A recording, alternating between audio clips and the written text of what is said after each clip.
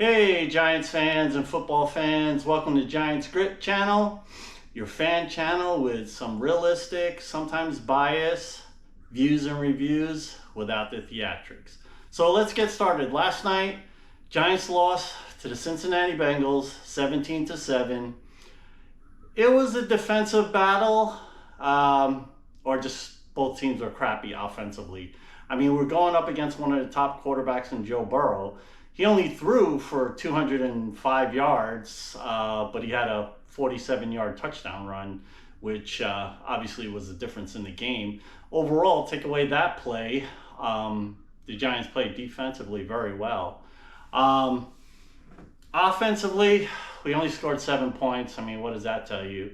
And it took 16 plays to get that touchdown, that 7 points. So the Giants just have no explosion on offense, and a lot of that falls on Daniel Jones. And it seems like I'm picking on Daniel Jones every video, but he had arguably his worst game last night.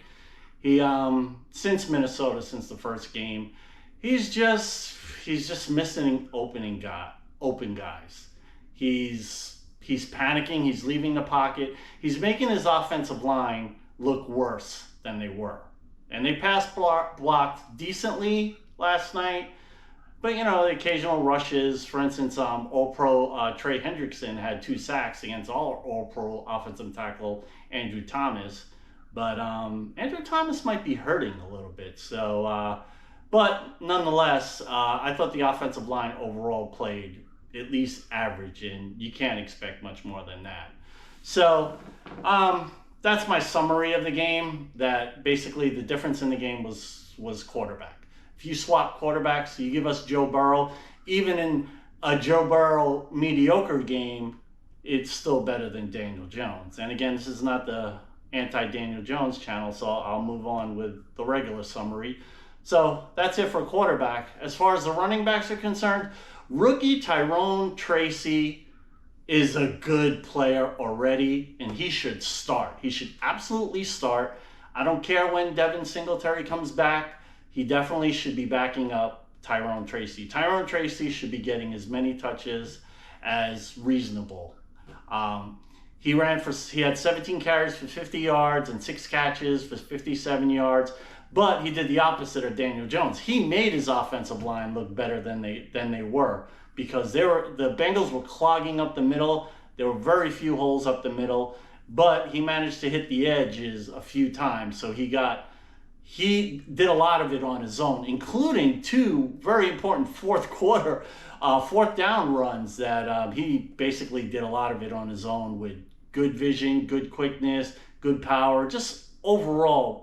Just looked like an excellent running back, and he's definitely a 5th-round gem that we find, and we got to use him more. He only had 17 carries. I like that he caught 6 passes, but give him 20 carries if he can handle it. Give him 20-something carries. You know, when Devin Singletary gets back, maybe you can cut down on it a little bit.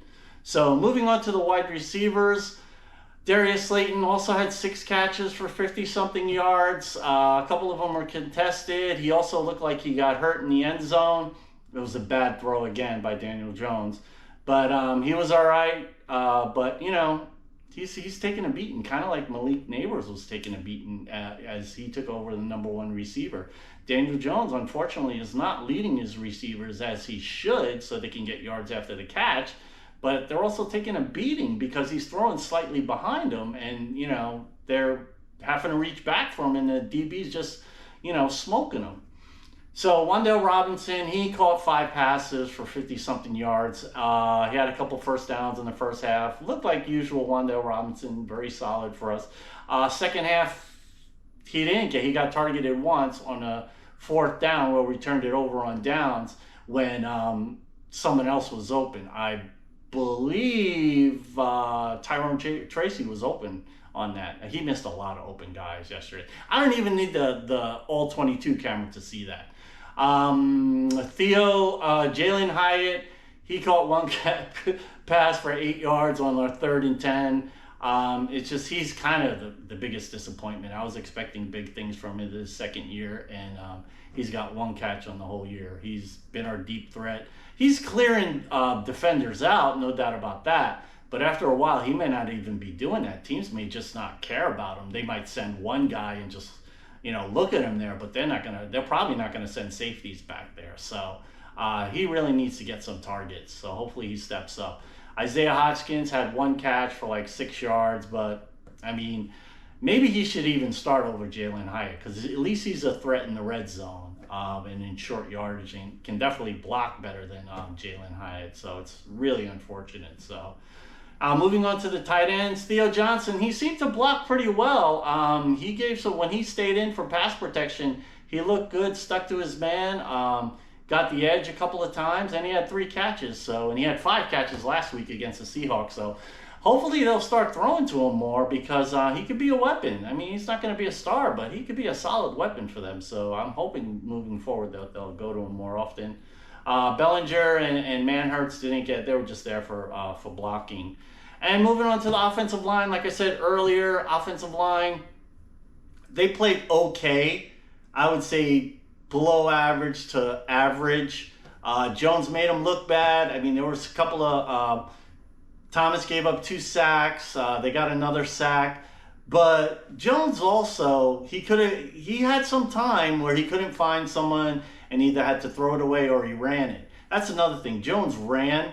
I get that they're letting him run, but it's not like in the past where he was running like, RPOs where he was getting to the outside where at least he could just step out of bounds when defenders were coming in. He's running off guard and off tackle, and he's going to get hurt. I mean, I wouldn't want any quarterback to do that. I just feel it's a matter of time before he gets hurt. I hope he doesn't get hurt, but it's just a dangerous game I think the Giants are playing. And I don't know if Jones has the freedom to run those if he sees them, or coach is calling those. It's just, I feel like, I don't think Brian Daboll is doing his quarterback any favors. Maybe he doesn't care because he has limitations with Daniel Jones, and that's why they're doing it. So anyway, offensive line below average, like a C minus overall grade, but they're not the reason they lost the game. So getting to the defense, the interior defensive line, Dexter Lawrence, who is probably defensive player of the year so far, really. He got a important sack, second quarter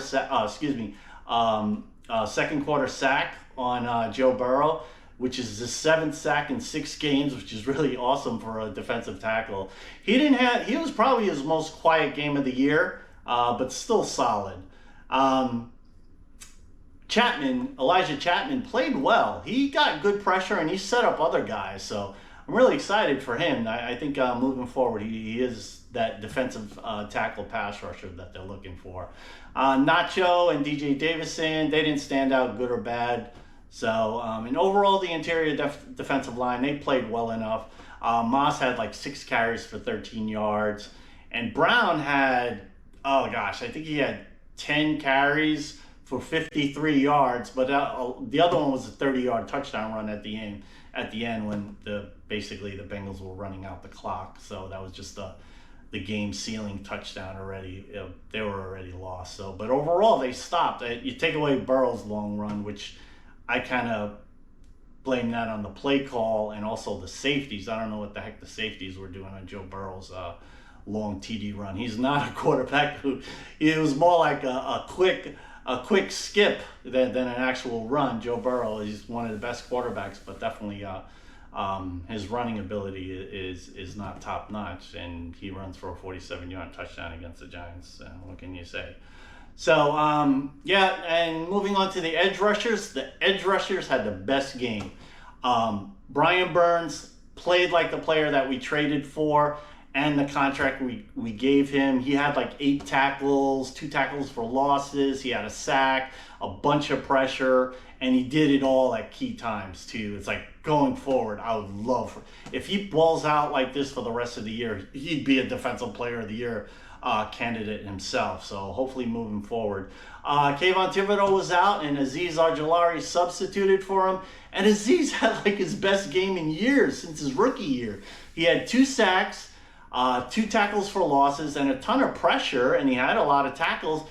And well, what sucks is that he had Joe Burrow for a sack and he let him go. He didn't let him go, but he thought that Burrow fumbled it, so he was on the ground looking for a fumble, and Joe Burrow was able to save the play and throw it away. So that was really unfortunate, because if he did force a fumble, that would have been inside the Bengals 10. Who knows? Maybe the Giants fall on it for a touchdown, but the game would have been a lot different early on. So, but yeah, shout out to Azeez Ojulari. Gosh, if he plays like this moving forward, that'd be great. I mean, shoot. Thibodeau might be the 3rd rusher if Azeez plays like this. Thibodeau's going to be out for at least 4 weeks, so he's 3 other games he's going to miss. So hopefully Azeez keeps playing the same way. Moving on to the inside backers.